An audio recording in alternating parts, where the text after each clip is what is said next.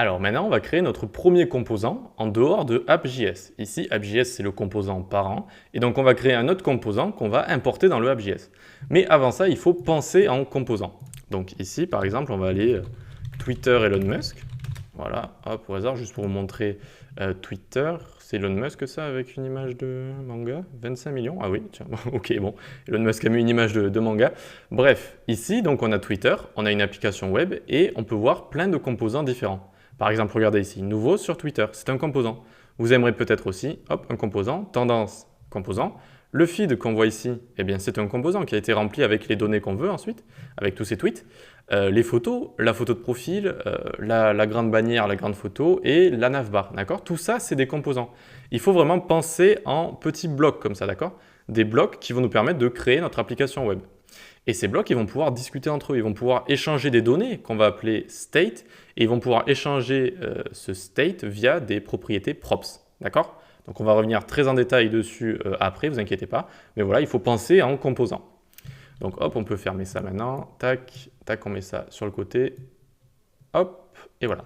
Donc ici, on a notre composant app.js, c'est le composant parent, donc il faut qu'il soit toujours propre, il faut qu'il soit clean, d'accord?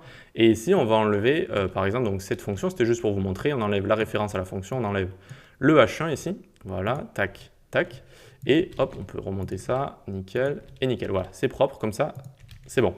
Et donc maintenant, on va créer notre premier composant. On va aller dans source ici, et on va faire nouveau fichier, titre en majuscule, dès qu'on crée un composant, on le met en majuscule, hop, et ici, donc c'est parti.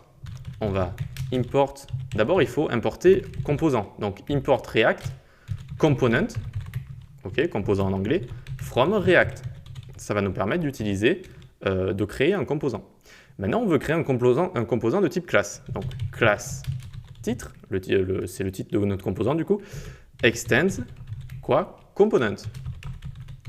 Ok, tac, très bien, donc ça va extends component qu'on a importé ici.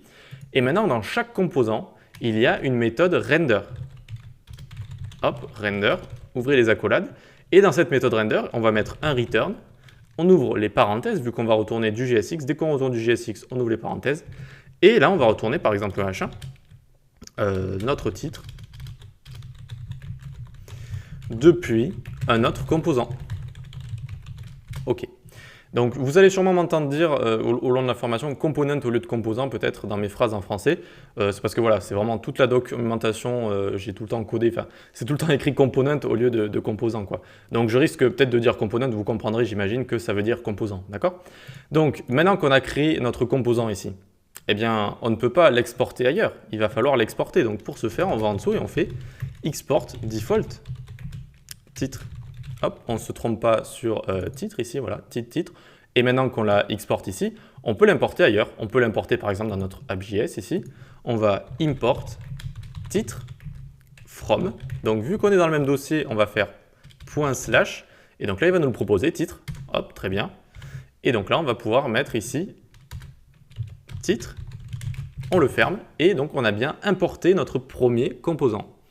OK, vous avez tout compris?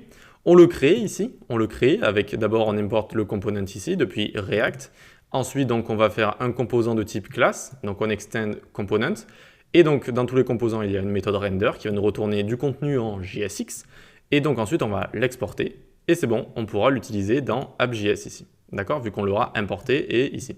Alors vous pouvez avoir des petites erreurs quand vous êtes débutant, c'est peut-être vous vous trompez. Ici il faut bien mettre des majuscules, d'accord? Si je mets une minuscule ça ne va pas marcher. Si je mets une minuscule, ça ne va pas marcher. Voilà, souvent, c'est des petites erreurs comme ça, tout simplement quand on les importe d'URL, enfin de chemin, on va dire. Mais sinon, voilà, c'est comme ça qu'on va importer notre premier composant et qu'on va pouvoir l'afficher dans notre composant parent app.js. Voilà. Maintenant, je voulais vous montrer une petite extension sympa qui s'appelle ES7 React Redux GraphQL, etc. Alors, attendez, hop, voilà. Donc ça s'appelle comme ça, vous allez dans le dernier bouton ici, extension, vous allez dans recherche et vous allez taper ES7 React et donc normalement vous allez le trouver hein, si vous faites, enfin moi je l'ai déjà installé, mais voilà, vous tapez ES7 et donc c'est la première extension, vous cliquez sur install ici et cette extension va être très pratique, pourquoi? Parce que regardez, maintenant on va revenir dans notre titre ici, celui-là on va le mettre en commentaire, hop, CTRL-C, voilà, et donc ici je vais juste faire RCC, ça veut dire React Component Class. Hop, je fais Tab et tadam, ça me fait un composant de type classe, d'accord? La seule différence, c'est qu'ici, l'export default, il n'est pas en bas, il est en haut, d'accord? Mais c'est exactement pareil, hein, c'est exactement pareil. Et donc ici, on a notre composant. Regardez, si je prends le H1 qui est en dessous, hop, je le mets là, eh bien ça va fonctionner toujours. Ce sera notre composant, voilà. Donc c'est très rapide en fait, et donc voilà, vous avez juste à faire RCC tab, ça vous crée directement voilà, le bloc de disponible pour le composant, et aussi il y aura RFC tab pour tout ce qui est les composants de type fonction. Ça, on le verra un petit peu plus tard.